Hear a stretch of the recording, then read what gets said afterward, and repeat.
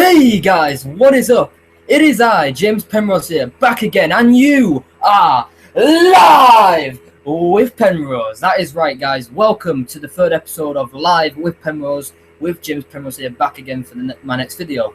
As you can tell from the title down below of this video, I am going to be focusing on a topic that I dwelled on and talked about in the last video, which I'll post a link in the description if you guys want I edit this, put all the details down there more as time goes by. But I made a video last time talking about, and me pretty much raging and bitching and moaning about how WWE has pretty much booked Roman Reigns to be completely, well, let me put it like this. When you go back and watch the Royal Rumble, when you go back to the Royal Rumble of 2016, that was, in my opinion, a good show. A really good show to watch. But it also, in my opinion, was a perfect start to what I thought was going to be a perfect build-up for Triple H versus Roman Reigns at WrestleMania 32. Now, why I say that is because I thought this could be the only way possible for WWE to actually get Roman Reigns over as a babyface, in terms of him being cheered and him getting a good reaction from the crowd, and Triple H getting booed non-stop because he's the heel, he's the authority figure, so him winning the title, no one would like that.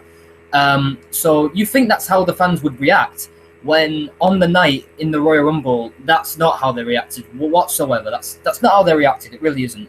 What happened was the complete opposite. Roman Reigns still got booed. Triple H got cheered. That led to Triple H, eliminating Dean Ambrose. Triple H won the Royal Rumble, and even still, I was happy because they threw another obstacle at Roman Reigns, where he's defending the title in the Royal Rumble match, then gets eliminated by Triple H, and gets screwed again. But the more as weeks go by, the more as days go by with these two Raws after Royal Rumble that we've gotten, because they haven't been great. Like I said in the last video, this past Raw was just not good. It wasn't a good show overall, and how they're booking Roman Reigns to easily give him another opportunity at WWE Fastlane 2016 in this triple threat match between Dean Ambrose, Brock Lesnar, and himself, Roman Reigns. And at first, I was happy when they announced this. The instant that they announced it, I was happy because, this match is going to be an awesome match. I'm instantly grateful for that. We know we're going to see a really, really, really good match, and potentially a match of the year candidate for the main roster. But this is why I've been bitching and moaning, and this is why I made my rant last time round. It's the fact that you are not making Roman Reigns look that much of an, well, dare I say it, but you're not giving him any struggle. You're not making it hard for him.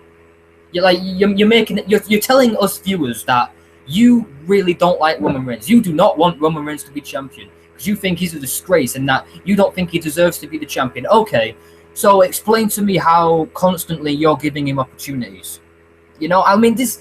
This is one thing. We all keep saying it in the YWC. All of us say it. Storytelling matters in WWE. Every little small detail has to be on point. Otherwise, if something is off and something doesn't make sense, we're instantly going to think, what the fuck are we watching? How are we supposed to be engaged with this? How are we supposed to believe in this storyline and this feud and the characters involved? So, to be honest, I don't... As much as I was once hyped for Roman Reigns versus Triple H for the world title at WrestleMania 32, the more they're building it up, the more I'm slightly turning my back on it. And this, again, the reason for it is they're not making Roman Reigns out to be a good babyface. They're not booking him properly to him being cheered. Triple H is the one being cheered. Roman Reigns is the one being booed, which is the last thing we want. So the more I think about it, heading into this triple threat match at WWE Fastlane, we have Dean Ambrose, Brock Lesnar, and Roman Reigns. Said it in the last video, I'll say it now. The guy that would give the best reaction for this match, and the guy that is going to be most rooted for, and the guy that wants to win, is Dean Ambrose. Dean Ambrose is the guy that everyone wants to win. He's a guy that's, again, I'm going to say it, he is way more over than Roman Reigns. You should go with the guys that are most popular, that the fans are engaged with. Because with Roman Reigns, tell me honestly, WWE Universe, are you engaged with Roman Reigns? Are you connecting with him? I don't think you are. It's not Roman Reigns' fault. It's not your fault either. I'll tell you whose fault it is. It's Vince McMahon's fault for putting all their eggs into one basket, like we all keep saying. How they're constantly, kind of like with John Cena, and this is why everyone keeps calling him John Cena 2.0. It's for the fact that they're continuously shoving Roman Reigns down our throats, they're trying to give us the impression that, oh, he can't be the guy to hold the championship. He can't be the guy to beat everyone and defy the odds when it's not really that hard, you know? It's not really that unpredictable. You know, we all know he's going to win this triple threat match, and we all know he's going to go to AT&T Stadium in Texas. He's going to beat Triple H at WrestleMania. The fans are going to boo it. They're going to riot. Well, I won't say riot, but they won't. They're not going to like it. They're going to go, oh, predictable shit. That's what I thought. That is why, in my opinion, I'm going with Dean Ambrose for this match. Again, this is the guy that is growing. You know, he's probably the most over babyface right now in the company. You know, we've got other guys that are, you know, growing in popularity. Kevin Owens, you know, Brock Lesnar, Taker, you know, all Kevin Owens, Dolph Ziggler, you know, all that jazz. NXT's doing really well as well. Finn Balor, Samoa Joe, and Baron Corbin. I'll talk about that later. But in all honesty, guys, Dean Ambrose is the one to go with. The fans like him the most out of all three. He's connecting more with the crowd. He's got a good character. He's running with it well. I say give Dean Ambrose this win because, first of all, no one's even expecting it. So instantly we're swerving the fans here. And then that would lead to Dean Ambrose having the opportunity to become a dual champion. IC champ, potentially world heavyweight champion. Do Dean Ambrose versus Triple H at WrestleMania 32 for the world title. Now, that's an underdog scenario for you right there. Triple H as the boss, you know, the cerebral assassin, the guy that controls everything, saying that he's going to hold the title when he wants to. And then there's Dean Ambrose, who's the IC champion, who people already think, well, he's not going to win the world title because he's already the IC champion. And I say, well, so what? It's happened in the past. You know, Ultimate Warrior did it against Hulk Hogan. Why can't Dean Ambrose do it? You know what I mean? Again, when Ultimate Warrior back then was way popular at the time, and they gave him the massive win against Hulk Hogan in a great match at WrestleMania 6. I say, you know, I'm not saying Dean Ambrose is as popular as Ultimate Warrior back then, but, you know, I'm just saying, you know, the guys that are most over are the ones you need to go with. The future is now. I'm not saying Roman Reigns ain't the future, but he's not connected with the crowd. And that's why I'm saying if you give him this push that we think you're going to give him, the fans are instantly going to turn their backs on it. So, and with Brock Lesnar as well, I forget to mention about Brock Lesnar. He's not going to win. I can't believe I said this, but he's got no fucking chance of winning this because we all know the Wyatt family's going to come out in this match and they're going to screw Brock Lesnar, leading to Brock Lesnar versus Bray Wyatt at WrestleMania 32. Hell, they may even do a 4-on-1 handicap match, Brock Lesnar versus the Wyatt family. I personally would just prefer them doing a 1-on-1 match because, you know, that makes the most sense. A 4-on-1 handicap match, really, does anyone want to see that?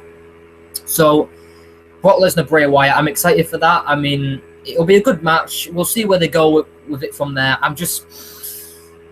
something's telling me Bray Wyatt's going to lose that match to Lesnar because, again, it's the same repetitive pattern with Bray Wyatt. Every time he cuts good promos saying that this is what he's going to do and how he's going to do it, when he attempts to do it, never actually does it, never backs up what he says. So it's another one of them lose-lose situations, really, where if he just gets a match with Lesnar, it's like, well, Lesnar's going to win. Bray Wyatt will cut promos but never back it up. So Bray Wyatt will have to win that, but he most likely won't. It'll be a good match, but again, I don't see Wyatt winning. It should. But this triple threat match at Fastlane, I'm happy they're doing it. I personally would have Dean Ambrose go over, but predictable, and my prediction, Roman Reigns is going to win. He will face Triple H at WrestleMania. He will beat Triple H, become the world champion, and get ready for the Roman Empire to reign over Monday Night Raw every week. Not good. It's going to be awesome. No, unless he turns heel. Ooh. Yeah. If he turns heel, how about that, WWE? Turn him fucking heel! Oh my god, I mean, that's another thing and all. You know, his character, that is the main circumstance as to why he is not connecting. His character, it's John Cena 2.0. It's same old crap. He's going to cut jokes. He's going to come across like he's funny when he actually is not. He's just making himself look like a retard. Again, it's not his fault. It's WWE's fault for making him say this stupid shit. So, turning him heel is the best option because that's him being himself. Like when he was in The Shield, being this badass character that when he wanted to say something, he'll say it, and when he kicks ass, he'll want to kick ass. You know, that's the Roman Reigns that we should be seeing now, but we're not. So unless you turn him heel, it's just going to be another one of them scenarios where Roman Reigns wins. Yeah, where Roman Reigns wins, it's just going to be like, okay, I saw that coming a mile off. Unless they add someone else into the main event and have Dean Ambrose fight Reigns and Triple H in a triple threat, maybe. I don't know if they have like a controversial finish at Fastlane. I doubt that's going to happen. So, yeah, Reigns is going to win. Dean Ambrose should win, but I don't think he's going to. Leave your comments down below. Tell me who you think is going to win this triple threat main event match at WWE Fastlane. Other matches confirmed for Fastlane. We have Kalisto versus Del Rio for the United States Championship for the 10th billionth time. Because can't wait to see that. Shoot me through the brain. And also apparently Braun Strowman was going to fight the Big Show. Seriously. I don't know if it's confirmed yet, but you're telling me Braun Strowman was going to fight the Big Show. And now you're telling me that Braun Strowman was going to fight Taker at WrestleMania. I swear, WWE, if you do that, then fuck you. All right, fuck you. If this is Taker's last match, then just I don't know, man. It's just retarded. But I'm not gonna bash it until it happens. So other than that, guys, I think I'm gonna end it off here. Leave your thoughts and comments down below. This has been the 3rd episode of Live with Penrose. Thank you guys for watching this video. Like, comment, and subscribe to my channel. And all I can say is, peace out, my brothers.